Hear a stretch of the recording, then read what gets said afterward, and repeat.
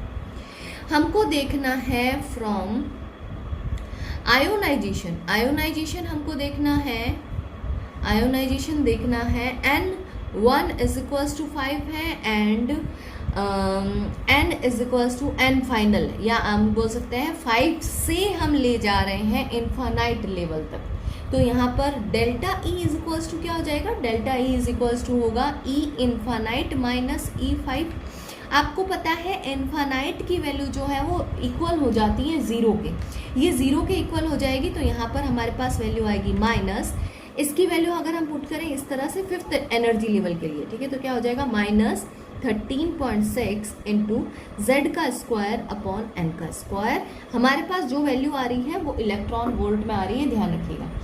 तो हम इसकी वैल्यू को पुट करेंगे, जेड की वैल्यू होगी यहाँ पर 1 और एन की वैल्यू होगी 5, तो यहाँ पर वैल्यू हो जाएगी माइनस का माइनस माइनस प्लस, तो हमारे पास जब जो आंसर आएगा वो प्लस में आएगा। हमारे पास इसका आंसर आएगा 0.544 इलेक्ट्रॉन वोल्ट। इलेक्ट्रॉन वोल्ट को अगर हम चेंज करते हैं जूल में, तो जूल में चेंज करेंगे तो हम इससे मल्टीप्लाई कर देंगे, इसको इससे मल्टीप्लाई कर देंगे, तो इसका आंसर आ जाएगा हमारे पास 8.70 into 10 to the power minus 20 joule. ठीक है, ये तो हमारा फर्स्ट क्वेश्चन जो था वो है। अब हमें एक और चीज़ पूछी गई है, कंपेयर करना है इस आंसर को with the ionisation enthalpy of hydrogen atom. Hydrogen atom की आयोनाइजेशन एंथैल्पी का एंथैल्पी क्या है, मतलब n इज इक्वल्स टू 1 से अगर हम n इज इक्वल्स टू 5 तक ले जाते हैं तो वहाँ पर एंथैल्पी क्या होगी, इसको इससे कंपेयर करना है। तो नेक्स्ट देखते हैं, सेकेंड इसमें हमको देखना है फ्रॉम आयोनाइजेशन कहाँ से कहाँ तक, n1 is equals to 1 to n फाइनल इज इक्वल्स टू इन्फानाइट तक। तो यहाँ पर delta E is equals to हो जाएगा E infinite minus E of 1। E infinite की वैल्यू हो जाएगी 0 और इसकी वैल्यू आ जाएगी माइनस 13.6, z की वैल्यू यहाँ पर होगी 1 का स्क्वायर, n की वैल्यू भी हो जाएगी 1 का स्क्वायर। अब हमारे पास जो आंसर आ रहा है वो इलेक्ट्रॉन वोल्ट में आएगा। इसका आंसर अगर हम इसको कैलकुलेट करते हैं तो इसका आंसर आएगा प्लस का 13.6 इलेक्ट्रॉन वोल्ट, और इसको अगर हम चेंज करेंगे जूल में तो हमारे पास आंसर आएगा प्लस का 2.18 into 10 to the power minus 18 joule. तो 5 से अगर इन्फानाइट तक ले जाते हैं तो हमारे पास ये आंसर आता है, 1 से अगर इन्फानाइट तक इलेक्ट्रॉन ले जाते हैं, आयोनाइजेशन करते हैं, तो हमारे पास ये आंसर आता है। 2.15 what is the maximum number of emission line, इसको हम बोल सकते हैं स्पेक्ट्रल लाइंस। कितने मैक्सिमम नंबर बनेंगे स्पेक्ट्रल लाइंस के when the excited electron of an hydrogen atom in n is equals to 6 drop to the ground state. Ground state यानी n is equals to 1, n is equals to 6 से अगर n is equals to 1 तक electron जो है वो जाता है तो कितनी एमिशन लाइन या कितनी स्पेक्ट्रल लाइंस बनेगी। इसके लिए एक फॉर्मूला होता है for maximum number of emission line और स्पेक्ट्रल लाइंस। आपको क्वेश्चन में एमिशन लाइन या स्पेक्ट्रल लाइन दोनों पूछा जा सकता है। ये एमिशन वाली स्पेक्ट्रल लाइंस है, इसके लिए इसलिए इसको एमिशन लाइन बोलेंगे। तो यहाँ पर हम स्पेक्ट्रल लाइंस भी लिख सकते हैं। स्पेक्ट्रल लाइंस, कितनी स्पेक्ट्रल लाइंस बनेगी, इसके लिए फॉर्मूला क्या होगा। फॉर्मूला यहाँ पर मैं बता देती हूँ, n1 इज इक्वल्स टू है 1 and n2 is equals to है 6। 6 एनर्जी लेवल से या 6 ऑर्बिट से ये गया है 1 तक, तो सारी स्पेक्ट्रल लाइंस बतानी है हमको। तो यहाँ पर हो जाएगा n2 माइनस n1, फॉर्मूला होगा n2 minus n1 into n2 minus n1 plus 1 upon 2। इसमें वैल्यूज पुट करते हैं, n2 है 6 माइनस 1 इंटू 6 माइनस 1 प्लस 1, ठीक है, अपॉन 2। तो वैल्यू क्या आएगी हमारे पास आएगा 5 × 6 अपॉन 2, ये कट जाएगा 3 टाइम्स। तो हमारे पास कितना आंसर आएगा, 15 स्पेक्ट्रल लाइंस या 15 एमिशन लाइंस, हमको 15 एमिशन लाइंस मिलेगी। चलिए नेक्स्ट क्वेश्चन देखते हैं। 2.16 the energy associated with the first orbit in the hydrogen atom is, energy जो है फर्स्ट ऑर्बिट की वो इतनी एनर्जी है। ओके, हम इसको जूल की जगह पर हम इसको लिख सकते हैं इलेक्ट्रॉन वोल्ट में भी। इसको अगर इलेक्ट्रॉन वोल्ट में लिखा जाता है तो आता है -13.6 इलेक्ट्रॉन वोल्ट। तो कंफ्यूज ना हो, यहाँ पर इलेक्ट्रॉन वोल्ट में इसको इस तरह से लिखा जाता है। What is the energy associated with the fifth orbit, हमको कैलकुलेट करना है फिफ्थ ऑर्बिट के लिए एनर्जी क्या होगी, and radius of bourse fifth orbit के लिए रेडियस क्या होगा एंड एनर्जी क्या होगा। हमारे पास फॉर्मूला है for the energy of nth shell is equals to -13.6। अब मैं इलेक्ट्रॉन वोल्ट के लिए बता रही हूँ, यहाँ पर आप कैलकुलेट कर सकते हैं डायरेक्ट, इसके लिए जूल के लिए भी कैलकुलेट कर सकते हैं, बट मैंने ये फॉर्मूला लिखा है Z² अपॉन n²। यहाँ पर जो आंसर आएगा वो इलेक्ट्रॉन वोल्ट में आएगा, फिर मैं इसको कन्वर्ट कर दूंगी जूल में। यहाँ पर Z = 1 है एंड n = 5 है, फिफ्थ ऑर्बिट है तो n = 5 है। तो E फिफ्थ ऑर्बिट के लिए क्या होगा एनर्जी, -13.6 × 1 का स्क्वायर अपॉन 5 का स्क्वायर इलेक्ट्रॉन वोल्ट। तो इसका आंसर जो आएगा, इसका आंसर आएगा माइनस का 0.544 इलेक्ट्रॉन वोल्ट। और अगर इसको हम चेंज करते हैं इलेक्ट्रॉन वोल्ट को जूल में, तो हम क्या करते हैं, -0.544 को हम मल्टीप्लाई कर देंगे 1.6 × 10⁻⁻19 जूल से। ठीक है, तो हमारे पास आंसर आ जाएगा for energy for fifth cell, यहाँ पर आंसर आ जाएगा माइनस का 8.70 × 10⁻⁻20 जूल पर एटम। हमारे पास आंसर आएगा पर एटम के लिए।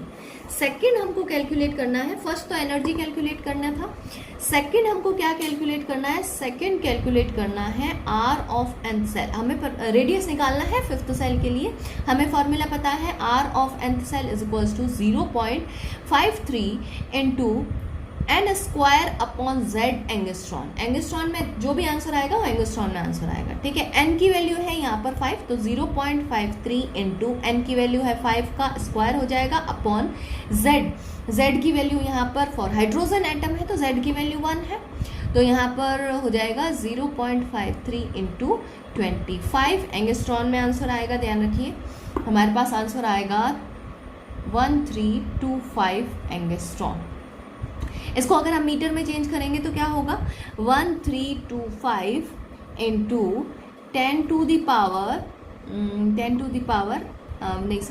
13.25 आया, 13.25 आएगा यहाँ पर, 13.25 10⁻⁻10 मीटर आंसर आएगा for R fifth shell. Fifth orbit के लिए जो रेडियस होगा वो होगा ये, एंड फिफ्थ एंड जो ऑर्बिट होगा उसके लिए एनर्जी होगी ये। तो इस तरह से हम इसको कैलकुलेट करेंगे। नेक्स्ट क्वेश्चन देखते हैं, that is 2.17 calculate the wave number for the longest wavelength transition in the Barmer series of atomic hydrogen. इसमें पूछा गया longest wavelength means smallest energy transition, जिसका सबसे कम एनर्जी ट्रांजिशन होगा एंड लॉन्गेस्ट वेवलेंथ होगी। आपको पता होना चाहिए n = 3 से अगर ट्रांजिशन होता है n = 2 की तरफ, तो ये एनर्जी सबसे कम होगी लेकिन लॉन्गेस्ट वेवलेंथ होगी। इसको आपको ध्यान रखना है कि ये लॉन्गेस्ट वेवलेंथ होगी। हमारे पास वेवलेंथ कैलकुलेट करने का फॉर्मूला है, that is 1/λ = r Rydberg constant Z² 1 upon n initial square minus 1 upon n final square. ठीक है, यहाँ पर हम क्या लिखेंगे, जो लोवेस्ट एनर्जी लेवल है वो, और यहाँ पर जो हायर एनर्जी लेवल है वो। तो वैल्यू पुट करके देखते हैं, n = यहाँ पर n ये है n1 और ये है n2 से n1 जा रहा है। ठीक है, तो यहाँ पर हो जाएगी value 1 by lambda is equals to R. Z square for hydrogen atom है, हमेशा हाइड्रोजन एटम के लिए ज़्यादातर क्वेश्चन पूछा जाता है, तो जेड की वैल्यू यहाँ पर 1 ही रहेगी. यहाँ पर हो जाएगा 1/2 का स्क्वायर माइनस 1/3 का स्क्वायर. ठीक है, तो यहाँ पर आ जाएगा 1 by lambda is equals to R 1 का स्क्वायर. हमारे पास आंसर आ जाएगा 5 बाय 36. हमारे पास आंसर आ जाएगा 5 बाय 36. ठीक है, इसको अगर हम फर्दर सॉल्व करते हैं तो लेमडा इज इक्वल्स टू क्या हो जाएगा, लेमडा इज इक्वल्स टू हो जाएगा 1 बाय आर. इसको हमने रेसिप्रोकल कर दिया है, कन्वर्ट कर दिया, तो 1 बाय आर इंटू 36 बाय 5. तो हमारे पास आंसर आएगा 1 बाय आर की वैल्यू हमेशा ध्यान रखना, 1 बाय आर की वैल्यू होती है 911 एंगस्ट्रॉन. हमारे पास जो आंसर आएगा एंगस्ट्रॉन में आएगा 911 एंगस्ट्रॉन. तो 911 इंटू 36/5, तो हमारे पास आंसर आएगा 6832.5 एंगस्ट्रॉन. इसको अगर हम चेंज करते हैं तो पॉइंट्स को इधर ले जाते हैं तो हो जाएगा 6.83 इंटू 10⁻⁻8 मीटर. अब हमें पता है mu bar is equals to, mu bar means wave number. हमको कैलकुलेट करना है वेव नंबर, हमको वेव नंबर कैलकुलेट करना है. वेव नंबर का फॉर्मूला होता है 1/λ.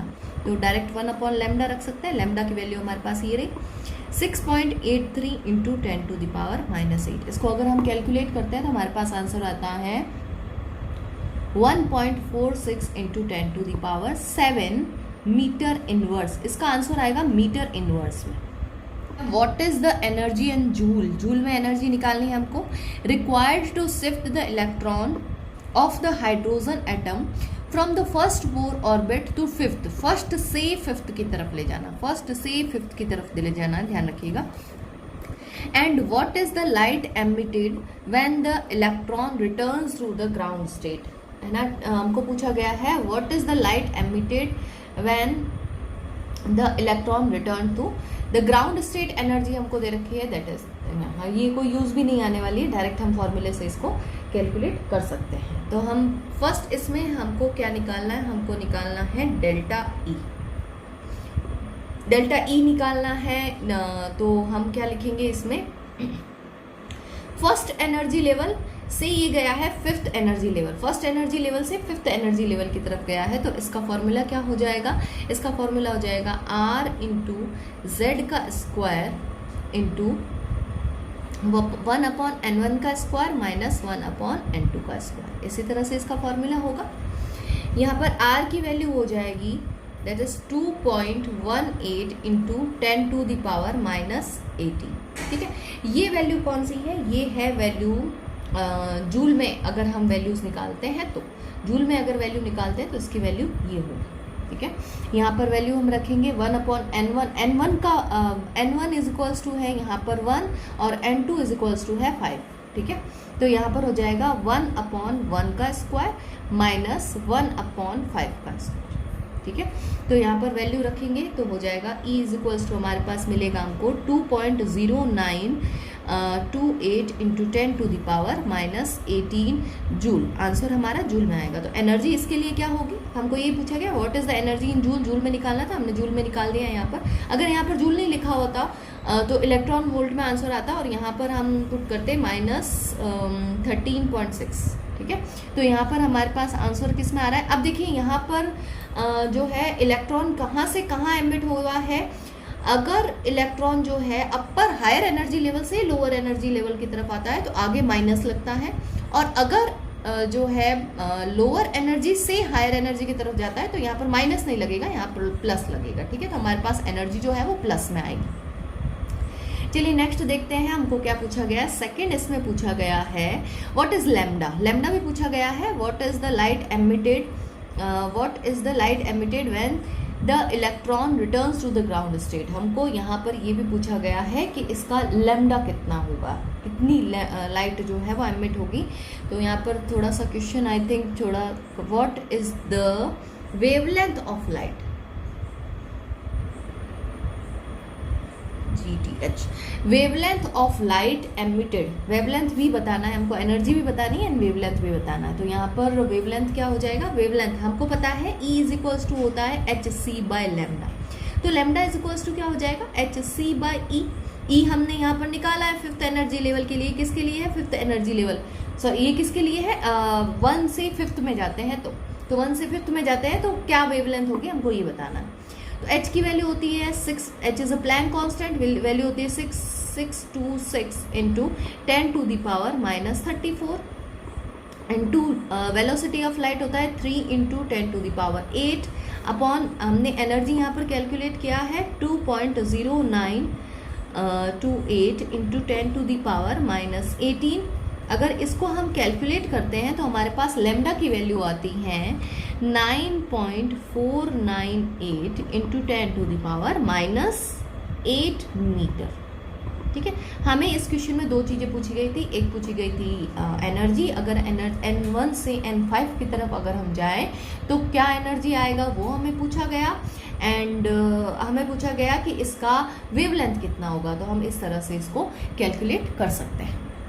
2.19 the electron energy in hydrogen atom, electron की एनर्जी दे रखी है हाइड्रोजन एटम के लिए, दैट इज En माइनस का 2.18 इंटू 10 टू द, इसको हम अगर हम इसको लिखते हैं अगर इलेक्ट्रॉन वोल्ट में तो वो क्या हो जाएगा, माइनस का 13.6 इलेक्ट्रॉन वोल्ट। ठीक है, calculate the energy remove an electron completely, यानी कि हमको निकालना है n is equals to 1 level से हमको ले जाना है किस पर, इन्फानाइट लेवल पर। ठीक है, from n is equals to 2, अच्छा यहाँ हमको n इज इक्वल्स टू 2 से हमको इन्फानाइट लेवल तक उसको ले जाना है, 2 से इन्फानाइट लेवल तक। What is the longest wavelength of light in centimetre, हमको बतानी है longest wavelength of light in centimetre में, सेंटीमीटर में इसको कैलकुलेट करना है। That can be use to cause the transition, that can be use to cause transition, जिसके कारण ट्रांजिशन हो रहा है, तो हमको लॉन्गेस्ट वेवलेंथ बतानी है लाइट। ठीक है, हमें पता है डेल्टा ई की वैल्यू हम कैसे करेंगे, कैलकुलेट कैसे करेंगे, 2.18। अब ये पॉजिटिव में आएगी, पॉजिटिव में क्यों आएगी, क्योंकि n इज इक्वल्स टू 2 से हायर एनर्जी लेवल की तरफ जा रहा है, तो ये पॉजिटिव में वैल्यू आएगी। तो ये हो जाएगा 2.18 into 10 to the power minus 18 joule, 1 upon N1 का स्क्वायर या इनिशियल का स्क्वायर माइनस 1 अपॉन फाइनल का स्क्वायर। ठीक है, यहाँ पर n इनिशियल क्या होगा, ये होगा इन्फानाइट। ठीक है, तो ये हो जाएगा 2.18 into 10 to the power minus 18, 1 upon infinite का स्क्वायर माइनस 1 अपॉन 2 का स्क्वायर, यही होगा। अगर इसकी वैल्यूज़ को हम पुट करते हैं तो हमारे पास आंसर आता है 0.545 into 10 to the power minus 18 joule. अब इसके लिए हमारे पास डेल्टा ई की वैल्यू आ गई है, मतलब एनर्जी की वैल्यू आ गई है, तो हम इसके लिए वेवलेंथ निकाल सकते हैं। तो वेवलेंथ कैसे निकालेंगे, वेवलेंथ का फॉर्मूला वही E is equals to h c by lambda. तो लेमडा इज इक्वल्स टू क्या हो जाएगा, एच सी बाई ई। तो h की वैल्यू है 6.626 into 10 to the power minus 34, S C की वैल्यू है 3 into 10 to the power 8 upon energy जो हमने अभी निकाला है 0.545 into 10 to the power minus 18 joule. अगर हम इसको कैलकुलेट करेंगे तो हमारे पास आंसर आ जाएगा 3.647 into 10 to the power minus 7 metre. अब यहाँ पर इस क्वेश्चन में ध्यान देने वाली बात है कि जो हम वेवलेंथ निकालने हैं उसको हमको सेंटीमीटर में निकालना है, सेंटीमीटर में निकालना, हमने आंसर निकाला है मीटर में, हम इसको कन्वर्ट कर सकते हैं सेंटीमीटर में। कैसे कन्वर्ट करेंगे, 3.647 into 10 to the power minus 9 centimetre. तो इस तरह से इसको कैलकुलेट करता है। चलिए नेक्स्ट क्वेश्चन देखते हैं। Next question 2.20, calculate the wavelength of an electron moving with the velocity of, velocity दे रखा है, वेवलेंथ निकालना है, वेलोसिटी दिया हुआ है, वेवलेंथ निकालना है। तो वेवलेंथ का फॉर्मूला प्लैंक कांस्टेंट, प्लैंक के रूल से क्या निकलता है, h upon m v, sorry h upon m v, lambda is equals to h upon m v. तो यहाँ पर क्या क्या वैल्यूज़ हमको पता है, h की वैल्यू पता है 6.626 इंटू 10⁻⁻34 जूल सेकेंड। हमको m की वैल्यू पता है, m is mass of an electron, mass electron का हमको पता है 9.1 into 10⁻31 kilogram. Velocity of light हमको दे रखा है इस क्वेश्चन में 2.05 इंटू 10⁻7 मीटर पर सेकेंड हमको ये दे रखा है। तो बस वैल्यूज़ को हमको पुट करना है, क्या हो जाएगा 6.626 इंटू 10⁻34 अपॉन में आ जाएगा 9.1 इंटू 10⁻31 इंटू वेलोसिटी क्या है यहाँ पर 2.05 इंटू 10⁻7। इसको अगर हम फर्दर कैलकुलेट करते हैं तो लेमडा की वैल्यू हमारे पास आ जाती है, वेवलेंथ की वैल्यू आ जाती है दैट इज 3.548 इंटू 10⁻11 मीटर। तो इस तरह से हम इन क्वेश्चंस को सॉल्व करेंगे। आई थिंक आई होप आपको ये क्वेश्चन समझ में आए होंगे और इजी लगे होंगे। मैंने इनको इजी करने की कोशिश करी है, जितना ज़्यादा इजी हो सकता है इनको इजी बनाने की कोशिश की है। तो नेक्स्ट वीडियो में हम इससे आगे के क्वेश्चंस देखेंगे। तब तक के लिए बाय।